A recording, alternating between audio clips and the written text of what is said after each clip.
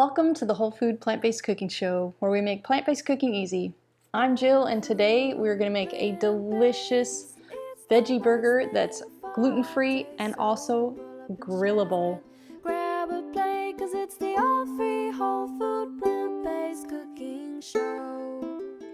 Hi everybody, I'm so glad you're here, and I have a great recipe for you today. I don't know about you, but here in North Carolina, it's already kind of hot. So it always just puts me in the mood for a really great veggie burger. But this one's got an added bonus at the end, but I'm not going to show you the secret to our burger until the very end. We're just going to get it going and get it cooking. So this burger is definitely a nice and firm burger that you can just, once you get done baking it, you can have it just like that, or you could even toss this guy on the grill and it's going to stand up just fine. So we're just going to jump right in. If you want the full recipe, it'll be in a link in the details below. But we're going to start out. I've got one large, just regular white onion. It can be whatever kind of onion you like, red, yellow, whatever. And an 8-ounce box of just sliced mushrooms. So we're going to get those cooking first. And I always put my mushrooms in with my onions while they're cooking, because we don't use oil when we're frying these guys, because that's not necessary. You don't need to oil fry or add any of that oil to your burger. But while these are cooking, the mushrooms are going to let go of some of that moisture. And as they do, that's going to help keep the onions from sticking to your pan. So we're just going to get these frying, and you want to cook them until all of that moisture is cooked out of the onions and out of the mushrooms. And then by then your onions will be nice and cooked. So 5-ish minutes. So we're going to wait until those are cooked, and then we'll throw all of our other things in together. Okay, our mushrooms and onions are done as they can be. If you want to come take a look and see what they look like before you put them in, you kind of want them to have that nice little bit of a golden color to them, a little bit of that char. It's so tasty. Okay, so now on to our other ingredients. So part of this you're going to have to prepare a little bit ahead of time, either the night before or in the morning before you're making these burgers. So I have a 1/2 cup of buckwheat groats and a 1/2 cup of quinoa in this cup that I just soaked in water for 6 hours. They've been there since this morning.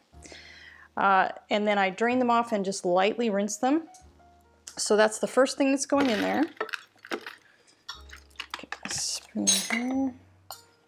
Put that in your food processor. This probably won't work in a blender.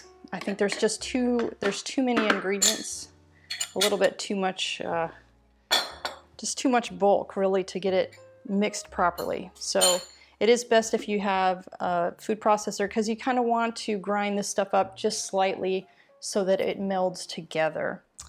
If you don't have a food processor, you might be able to do it with like a potato masher if you just mash really well and get it all incorporated really well. That might still be okay. It might just not hold together quite as well. Okay, so our second ingredient is a can of kidney beans. This is a 15-ounce can of kidney beans that I've already rinsed and drained. 1 cup of shredded carrots.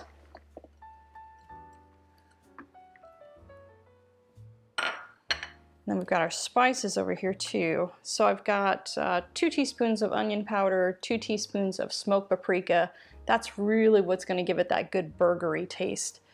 And 1 teaspoon of cumin, and then we have 3 cloves of garlic. And you can use garlic powder too. That would work just as well. But it's always nice to have a little bit of fresh garlic in there. Okay. We're going to go 2 tablespoons of tomato paste. That's going to give it another boost of flavor. And that's, that's probably closer to 3, but it's all good. I love tomato flavor, so that's all good. And then we have balsamic vinegar. So also 2 tablespoons of balsamic vinegar. It's going to give you some more flavor.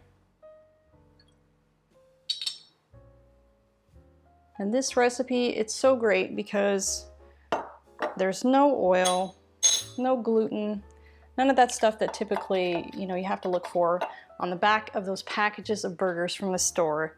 It's so hard to find a good one that's not mushy or that's not loaded with oil or just all kinds of strange ingredients. So this is all good whole foods. Then we have a half a cup of sunflower seeds, a fourth of a cup of flax meal, just ground flax seeds, a fourth of a cup of psyllium husk powder. And if you don't have psyllium husk powder, if you just have the psyllium husk, the ground psyllium husk, that will work too. And then I have 2 teaspoons of Bragg's liquid aminos, and that's just for a little bit of saltiness. If you're doing salt-free, you can omit that. If you don't have Bragg's, you can also use a low sodium soy sauce or tamari sauce. So now we're just gonna, whoops, I forgot the main ingredient here, these mushrooms and onions over here. So get your mushrooms and onions in there. And I already have my onion preheated to 350 degrees because we're gonna bake these, we're not gonna fry them. Then I'll show you the secret about the baking part. Oh, forgot my mustard too. So 1 tablespoon. This is just a stone ground mustard. You could use whatever mustard, like a Dijon or just regular mustard would be fine too, but I really like the stone ground mustard because it's really closer to that whole mustard seed, and it's really kind of spicy almost. I love it. Okay, so now we're gonna mix this up, but you don't want to grind too far because you don't want this to be pasty. You just want it all well incorporated and all kind of a uniform graininess. That's what we're looking for. So I'm going to start by pulsing and then I'll start mixing.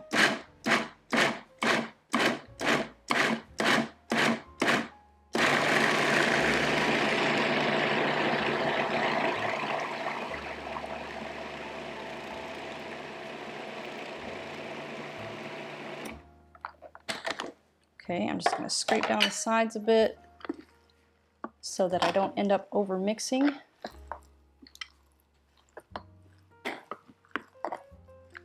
It's getting there.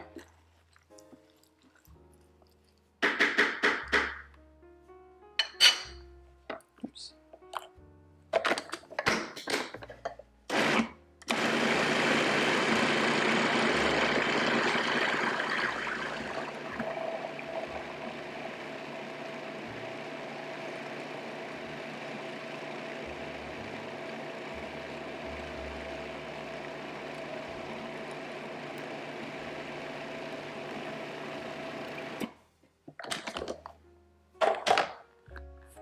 Okay, let's take a look at this here. That looks about right. So we still have, there's a little bit, you can still see some of the ground carrots and you can still see the quinoa, but that's okay. You still want to be able to see some of the whole pieces of this stuff. Okay, so now, because we used the psyllium powder and the flax, we're gonna let this sit for about 15 minutes before we put it in the pan because you really want all of that stuff or any of that extra moisture to just gel together and glue all of this mixture together. So we're gonna let this sit for 15 minutes and then I'll show you the secret. While we're waiting for that, I'd like to share with you some background on our show. The Whole Food Plant-Based Cooking Show is crowd-funded, which means these free weekly recipe videos, along with our entire catalog of recipes on our website, plantbasedcookingshow.com, and our new Plant-Based Cooking Made Easy cookbook are all made possible in part by the generous patronage of our supporting members. By becoming a supporting member, you gain access to great member perks like monthly product giveaways, free downloads of our ebooks, and access to our in-depth courses, including our 28 Days Plant-Based Made Easy course, where we offer a step-by-step guide to making the switch to a fully plant-based diet. We create this show for the hundreds of thousands of viewers just like you who tune in each month from all over the world to make it easy for everyone to live a plant-based lifestyle. So if you love our content, please join us on our mission and become a supporting member today by following the link in the description. Okay, let's get back to the show. Okay, so this has been sitting for 15 minutes. If you want to come in and take a look, At this, you know, this level of texture, it's pretty firm to the touch, but it still has some of the chunks of vegetables still visible in there, which is great. So now I'm going to show you the secret. So this idea actually came apart by my husband Jeffrey, because whenever we make burgers, we make the standard like round patty burger, right? But we've always struggled finding a burger bun that's vegan and gluten-free that tastes good. There's a couple out there that we know of, but they're just kind of grainy and chalky, and it's just not very good. You can tell that they're just like heavily processed. Good for you if you can find ones that you know, satisfy your need.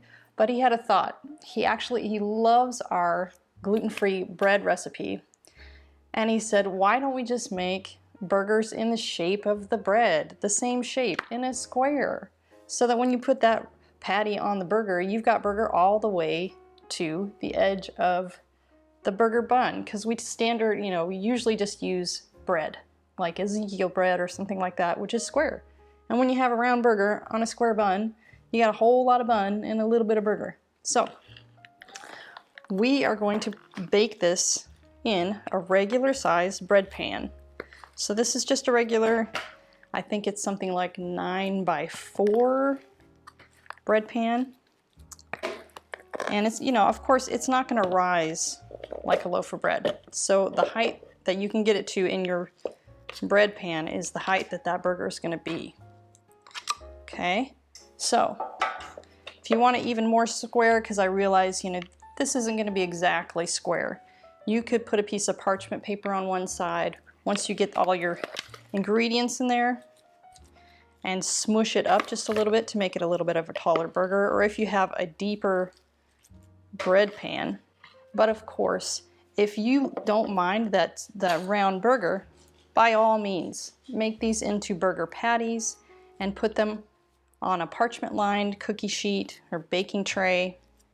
For the baking time, you'll just have to use probably about half the amount of time. So I would probably bake it for 15 minutes on one side and 15 minutes on the, you know, and flip them over, and 15 minutes on the other side.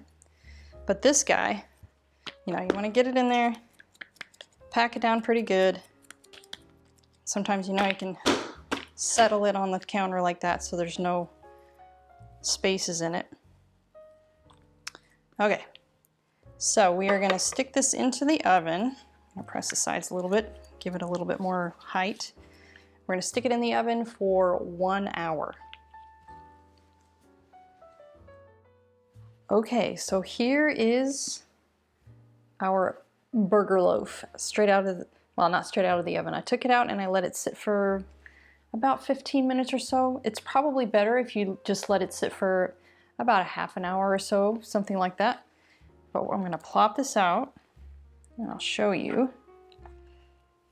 Let's get this out of here. Oh, nice. Look at that. Look at that color. Wow. That really looks like burger. And it smells delicious. So, if you can tell here, this is my gluten-free bread recipe.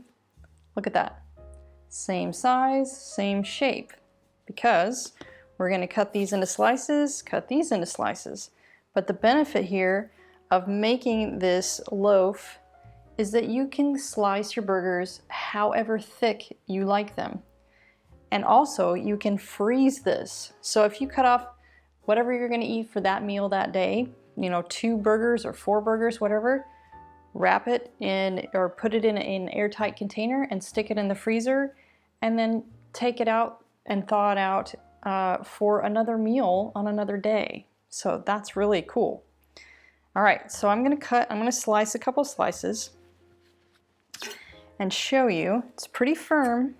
I mean, it's still, it would be better if this sat for a little bit longer, but it's all firmed up. Looks very similar, right? But it's flavored nicely. But what I'm going to do is I am going to cook this on the griddle, or you could do this on your grill outside. And what that's going to do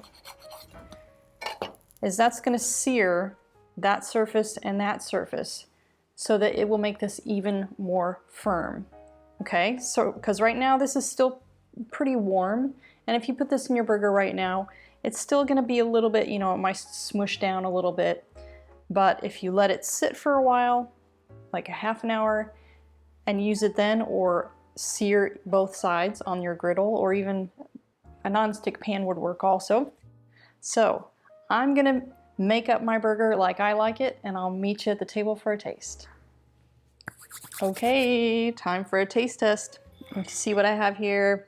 I just put a little lettuce, onion, pickles, ketchup, and mustard. That's kind of my favorite way to eat it. Now let's try to get a bite of this. That is a tall burger. If this, I think for me, I probably would have made the burger a little bit flatter so that I could just get a bite of this, but here we go.